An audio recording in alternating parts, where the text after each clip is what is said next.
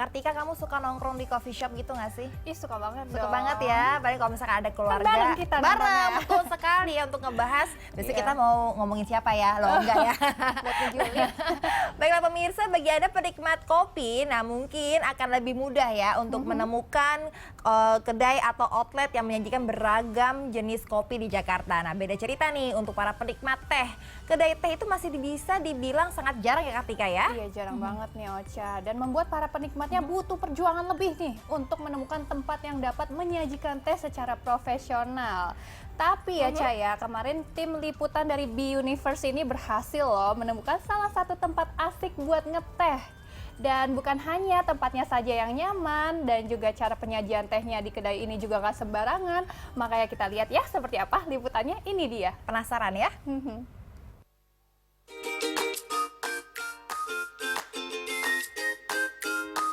Furnitur lawas yang didesain dengan suasana asri bernambah kenikmatan teh di setiap teguknya.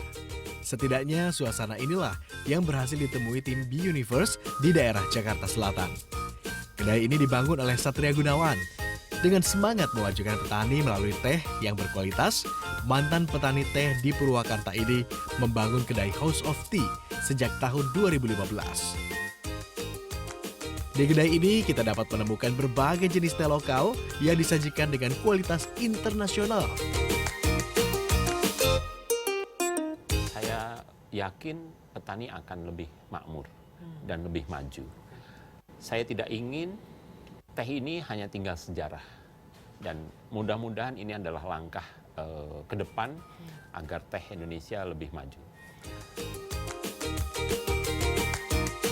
Jenis teh yang tersedia tidak hanya dibagi berdasarkan khasiatnya, namun juga disuguhkan berdasarkan waktu minum teh yang tepat. Gunawan adalah salah satu dari sekian banyak petani teh yang memiliki cita-cita memakmurkan petani lokal. Menyajikan teh berkualitas adalah jalan yang ia tempuh untuk memajukan petani di Indonesia. Tim Liputan, Jakarta.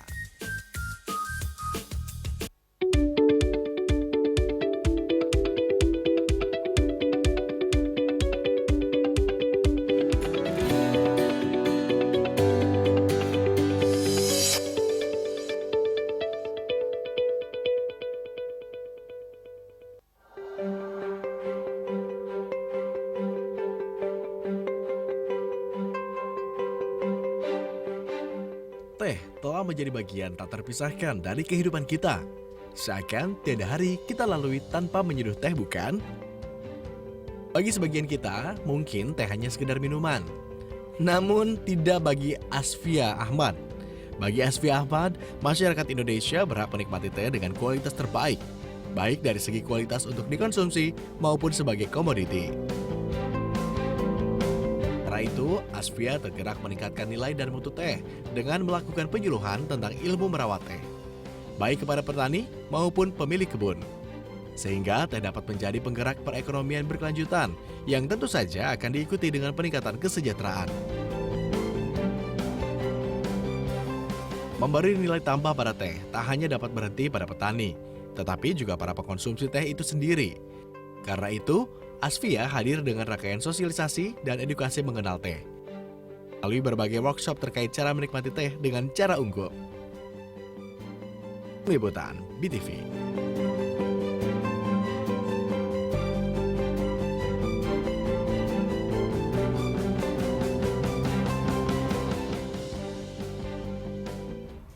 Emang enak banget ya pagi-pagi minum teh anget gitu ya, aromanya harum, menggugah semangat, dan ini bikin tenggorokan tuh menjadi lebih los gitu kan. Iya, menghilangkan linglung juga sih ya kalau minum yang... linglung kamu ya, Iya, jadi kan minum kalau teh. bangun kayak, ini di mana ya, aku siapa gitu.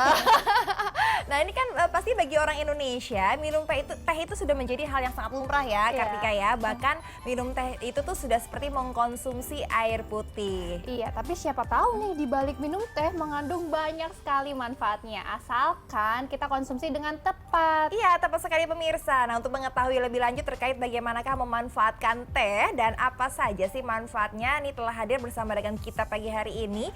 Yang pertama telah hadir di studio kita, yaitu ada Bapak Asfia Ahmad, selaku konsultan teh dan juga pendiri Teh Nusantara. Selamat pagi Bapak. Selamat pagi. Sudah minum teh Makasih ya. Pak? Pagi ini belum, tapi nanti kita minum. Kita minum bareng-bareng ya Pak ya. Boleh.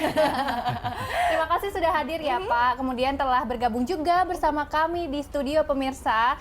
Ini sudah ada Bapak Indra Topik Maulana selaku herbalis. Selamat pagi Bapak. Pagi, makasih Kak Mbak Ocha. Wah, ahli bahan pangan loh ini ya Pak ya. Ahli bahan pangan ya. Ini Bapak langsung datang dari Bandung ya Dari Pak ya. Bandung. Wow, luar biasa sekali. Terima kasih atas kehadirannya ya Pak ya. Nah, baiklah pemirsa, langsung saja ya kita ke Pak Asfia nih. Pak Asfia sebagai salah satu negara penghasil teh terbaik ya di Indonesia ini, menurut Bapak kualitas teh dari Indonesia ini seperti apa Pak? Apakah sudah bisa dibilang memiliki manfaat yang baik untuk kesehatan? Tentu. Kualitas teh Indonesia itu sudah bagus. Sudah bagus dari dulu sudah bagus, tapi memang tidak begitu terekspos ya. Masih Iya. banyak yang belum tahu orang Indonesia gimana sih teh yang bagus seperti itu. Ya. Oke, baik. Nah, ini kalau misalkan mau menciptakan atau ingin menyicipi teh yang bagus di Indonesia sendiri, itu apakah benar seperti teh yang biasa kita konsumsi sehari-hari, misalkan teh yang di rumah, atau mungkin ada kawasan-kawasan tertentu yang menciptakan teh yang berkualitas, Pak? Sebenarnya banyak dari kebun teh Indonesia itu punya kualitas, bisa produksi teh yang bagus ya. Nah, tapi memang jumlahnya sedikit dan memang untuk aksesnya juga terbatas. Sementara yang banyak beredar di pasaran bisa dikatakan yang off grade-nya gitu. Oh, kurang oke. lebih. Oh, Iya, iya, ada grade-grade-nya Ada semuanya grade-nya. Pak ya.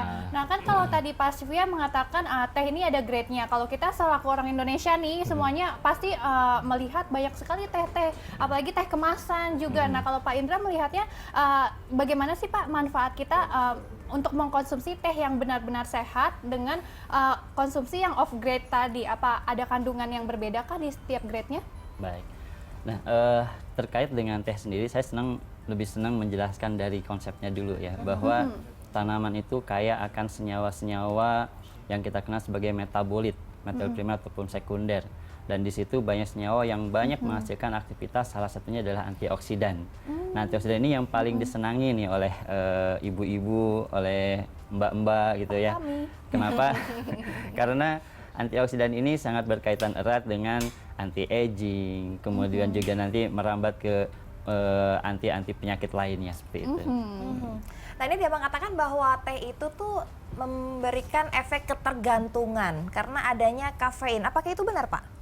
Baik, kalau sepemahaman saya bahwa teh itu memang kafeinnya lebih tinggi dibandingkan dengan kopi. Oh, Namun di dalam teh itu kan mengandung tanin, di mana ada tanin yang mana tanin ini dia bisa menghambat absorpsi dari si kafein itu. Makanya kenapa ketika orang ingin begadang itu lebih banyak minum kopi. Karena kopi itu taninnya lebih sedikit. Sedangkan teh itu mau minum 10 gelas pun tetap ngantuk seperti itu. Oh, Karena memang taninnya oke. tidak kafeinnya tidak diserap seperti itu. Kafeinnya tidak diserap ya. Nah, kemudian apa sih yang bisa membuat orang berasumsi bahwa kalau kita minum teh tersebut rileks bawaannya? Baik, di dalam teh itu kan banyak senyawa dari mulai tadi antioksidan, ada 4 antioksidan sebenarnya. Itu ada EGCG, epigalokatekin galat, kemudian epikatekin, epigalokatekin, dan epikatekin galat. Kemudian di situ juga ada theaflavin. Nah, theaflavin ini yang sama seperti theobromin yang ada di coklat, ini yang menyebabkan seorang menjadi rileks gitu ya. Jadi seperti kalau di coklat itu kan sering mengatakan kalau lagi marah, emosi, makan coklat. Nah, itu ada theobrominnya. Nah, kalau di teh itu ada theaflavin seperti itu. Oh, kalau keren gitu. banget. Kalau saya pengen kesel, marah, harus ada duit. Beda ya, Pak ya? Nah, tapi penasaran deh Ocha, nih tadi katanya Pak Aswia kan ini grade-nya setiap teh beda. Itu berdasarkan wilayah, pengolahan, apa sih yang membedakan grade-grade dari teh ini? Atau mungkin dari rasa? Iya. Kita kan sebagai orang awam pengen tahu ya, Iya. ini yang kita minum nih bagus apa enggak tehnya? Sebenarnya kalau dari maksudnya tips saya untuk orang awam gitu ya, kita lebih baik kita pilih teh itu yang daunnya utuh. Daunnya utuh, bukan yang potongan, bukan yang hancuran seperti itu. Kenapa? Karena teh yang bagus itu dimulai dari perawatannya, dimulai dari pemetikannya sampai ke pengolahannya. Yang kalau tehnya bagus itu kecil ya, bukan berarti harus, kecil kemungkinan dicacah atau dihancur. Begitu. Nanti akan kita coba. Oh, kalau yang teh yang bagus lebih baik masih dalam bentuk Masih daun. daun utuh Nah, ya. kalau secara look ya, nah, tapi nanti dari segi rasanya bisa dibedain. Tapi kan ada teh bunga juga kayak chrysanthemum Ada, itu, jasmine juga. chamomile, jasmine. Bunga telang itu juga termasuk. Iya. Kalau bunga telang, chamomile, krisan itu masuk dalam kategori tisan. Nah, Apa kalau itu? Tapi teh juga itu, bukan? Kalau teh dalam kacamata peneliti itu dari pohon Camellia sinensis. Sementara yang bunga-bungaan itu diseduh seperti teh, tapi sebenarnya bukan dari pohon teh kan. Oh, Ya. kalau dari Pak Aswia sama Pak Indra nih, untuk kita mengkonsumsi teh yang benar-benar sehat itu menggunakan gula atau benar-benar teh kosongan aja sih, Pak? Baik, saya dulu mungkin ya. Iya. Jadi berdasarkan penelitian, jadi teh yang dikonsumsi dengan dicampur dengan susu nih, sekali dengan susu dulu iya. ya. Ternyata itu bisa menurunkan aktivitas antioksidannya, Mbak. Iya. Apalagi kalau dicampur dengan gula gitu ya. Dimana gula ini kan relate banget ke penyakit diabetes mellitus.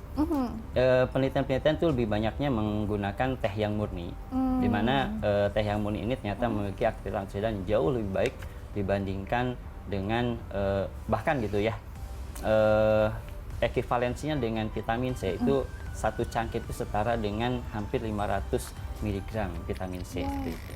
Ada vitamin C-nya juga. Ekivalensinya segitu. Oh, oke, Antioksidan. baik. Jadi lebih baik kalau misalnya kita mengkonsumsi teh itu Murni. lebih baik tidak menggunakan gula ya. Nah, kapan Akankah waktu terbaik manfaatnya? nih? Betul. Untuk mengkonsumsi teh? Ya, berhubung teh itu lebih netral dan memang rasanya, aromanya juga enak. Saya konsumsi teh itu kapan saja. Jadi bisa pagi, bisa siang, bisa sore. Cuma memang kita sarankan sekali lagi tanpa gula. Kenapa? Karena gula itu bisa bikin ketagihan. Ya, ketagihan sama teh nggak apa-apa. Tapi kalau ketagihan sama gula mungkin bisa jadi penyakit. Nah itu yang salah ya, dicampur Betul. susu, dicampur gula, harusnya murni aja ya. Murni saja ya. Dan ini berhubungan langsung sama kualitas teh. Jadi kalau kualitas tehnya bagus, itu justru kita sayang kalau nyampur sama gula karena udah enak duluan. Gitu. Jadi sebenarnya yang bikin lebih enak itu sebenarnya gulanya gitu ya, tapi manfaatnya jadinya hilang Jadi seperti hilang. itu ya. Jadi Oke. antioksidannya nggak ada. Iya. Baiklah nih, semakin kita penasaran ya Iya. dengan teh yang baik untuk kita juga pengen ngerasain tehnya seperti apa. Tapi untuk itu pemirsa jangan kemana-mana dulu karena pasti kita akan segera kembali bersama dengan rekan-rekan kita yang ada di sini ya.